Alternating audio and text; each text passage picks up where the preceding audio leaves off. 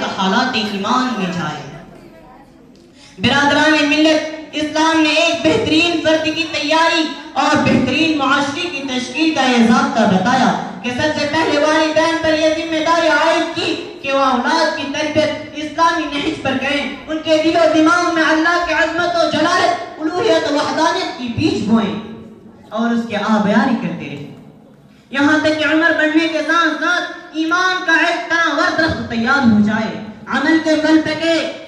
اس لیے والدین پر پہلی ذمہ داری یہ ڈالی کہ جب بچہ پیدا ہو تو اس کے کان میں آذان کہی جائے، وہ اس دنیا میں آتے ہی سب سے پہلے اللہ کا نام سنے اور رسول اللہ صلی اللہ علیہ وسلم کی رسالت کا اعلان سنے۔ ایمان کے بعد سب سے پہلے اسلامی عمل نماز کا اعلان سنے اور شروع ہی سے اس کے دل میں غیر شعوری طور پر یہ بات جم جائے کہ نماز ہی فلاح و بہبود کا ذریعہ ہے، نماز عقیدت کی معراج ہے، نماز ایمان کی علامت ہے۔ سمجھ لو اس دنیا میں اللہ کا فرما بردار بن کر رہنا ہے، اسی کے سامنے جھکنا ہے۔ جب بچہ شعور آگاہی سے آشنا ہوتا ہے تو حکم ملتا ہے کہ والدین اپنے بچوں کو نماز کی تلقین کریں جبکہ وہ 7 سال کے ہو جائیں۔ اللہ کے رسول صلی اللہ علیہ وسلم نے فرمایا مروا اولادکم بالصلاة وهم ابناء 7 سنین واضربوهم علیها وهم ابناء 10 سنین۔ تم اپنے اولاد کو نماز کے حکم دو جبکہ وہ 7 سال کی ہو جائے، اس وقت اس کو مارو جبکہ وہ 10 سال کی ہو جائے۔ لیکن افسوس اگر آج ہم اپنے معاشرے پر نظر ڈالیں تو یہ بات واضح ہوتی ہے کہ ہم میں سے اکثر گھروں کی اولاد نماز سے غافل۔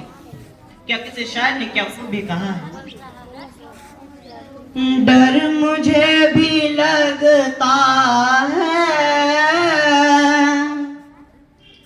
ڈر مجھے بھی لگتا ہے، حال دل سنانے میں لوگ غم کے مارے ہیں اس قدر زمانے میں، آج کل کا ہے بیٹا کاش یہ سمجھ لیتا، خون سوکھ جاتا ہے باپ کا کمانے میں۔ ہمیں سے اکثر گھروں کی اولاد نماز سے غافل، ادب سے خالی، موبائل، فلم، فحاشی، بے راہ روی کی شکار، اس پر نہ کوئی سوال، نہ نگرانی، نہ فکر۔ میرے بھائیوں ذرا غور کیجئے تربیت کا کیسا ضابطہ ہے۔ اللہ کے کل قیامت کے دن کس سے سوال ہوگا؟ کیا اللہ تعالیٰ مسجد کے امام سے پوچھے گا کہ فلاں حاجی کی اولاد کیوں بگڑ گئی؟ کیا اللہ تعالیٰ مدرس سے پوچھے گا کہ فلاں ذمہ دار کی بیٹی یا بیٹا کیوں بگڑ گیا؟ لیکن افسوس اللہ کے ہاں باپ سے سوال ہوگا، سرپرست سے سوال ہوگا، گھر کے ذمہ دار سے سوال ہوگا۔ اللہ کے رسول صلی اللہ علیہ وسلم نے فرمایا یا ایھا الذین آمنوا قوا انفسکم واہلیکم نارا، اے ایمان والو اپنے آپ کو اور اپنے اہل عیال کو جہنم کی آگ سے بچاؤ، اپنے آپ کو اور اپنے اہل عیال کو جہنم کی آگ سے بچاؤ۔ یہ بات اس آیت سے ہمیں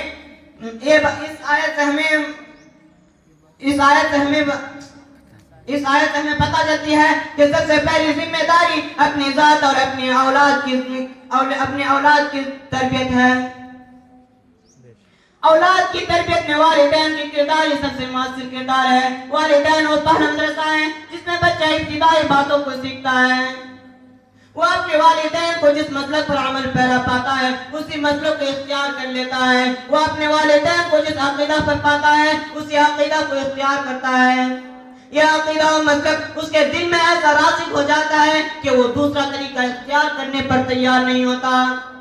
اللہ کے رسول صلی اللہ علیہ وسلم نے فرمایا کل مولود یولد علی الفطرہ فابواہ یہودانہ او ینصرانہ او یمجسانہ، ہر بچہ فطرت اسلام پر پیدا ہوتا ہے، اس کے ماں باپ اس کو یہودی بنا دیتے ہیں، نصرانی بنا دیتے ہیں یا مجوسی بنا دیتے ہیں۔ میرے بھائیوں، جیسے بنائیں گے بن جائے گا، جیسے سکھائیں گے سیکھ لے گا۔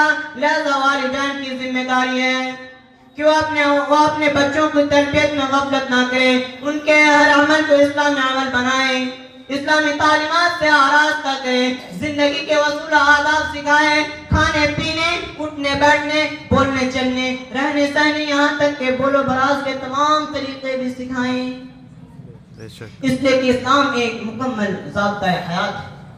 معزز سامعین، نیک اولاد اللہ تعالیٰ کی بہت بڑی نعمت ہے۔